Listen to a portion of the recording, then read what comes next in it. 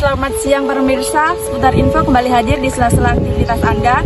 Bersama kami kelompok 2, saya Echa Widianti Kasari akan membawakan berita terkini yaitu kekerasan seksual jadi tontonan pelajar ruang kelas SD di Demak, Jawa Tengah.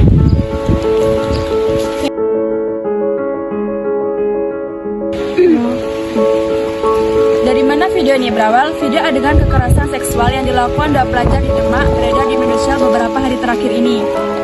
Dalam video tersebut, nampak anak laki-laki meniduri anak korban di lantai sudut ruangan kelas. Beberapa barisan meja dan kursi dan tirai jendela berwarna merah terlihat di ruang sudut tersebut. Belakangan, adegan ini diketahui terjadi di ruangan kelas sekolah dasar. Peristiwa ini terjadi pada Senin 16 September silam bertepatan dengan Hari Libur Nasional memperingati Maulid Nabi Muhammad SAW. Saat itu tidak ada aktivitas di sekolah. Anak korban sudah disetubuhi selama 7 kali di tempat yang berbeda-beda. Sedangkan untuk kejadian yang terakhir dalam kelas, yang videonya menjadi viral di medsos tersebut. Untuk lebih jelasnya, saya akan bertanya kepada pelajar lain mengenai kasus ini.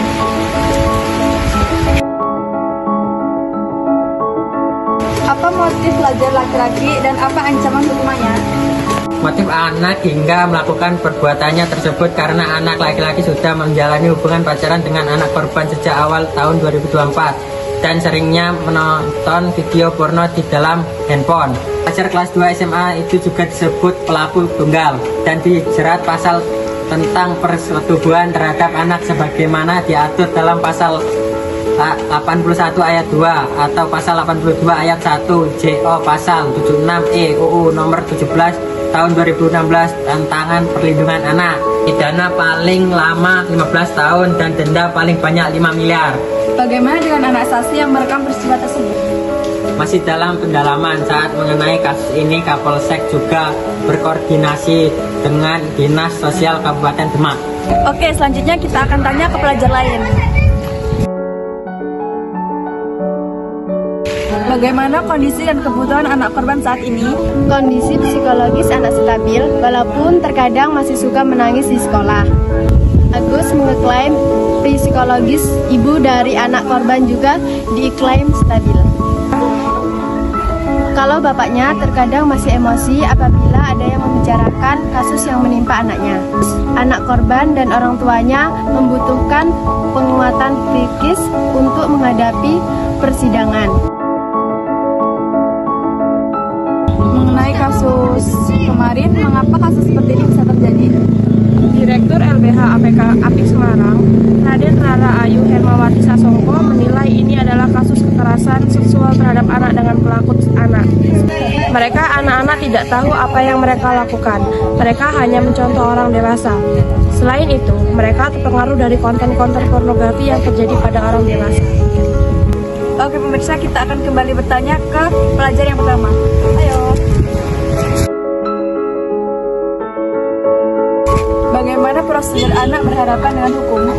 Dalam penanganan anak berhadapan dengan hukum seperti di Demak, dia mewanti-wanti agar aparat penegak hukum mendapatkan Undang-Undang Perlindungan Anak dan Undang-Undang Sistem Perlindungan Pihak Anak. Proses hukum terhadap anak berusia di bawah 18 tahun diatur berbeda dari orang dewasa. Hal ini lantaran anak berhak memperoleh perlindungan khusus, terutama perlindungan hukum dalam sistem perlindungan. Sebagian Indonesia telah mengaktifikasi Konvensi Hak-Hak Anak.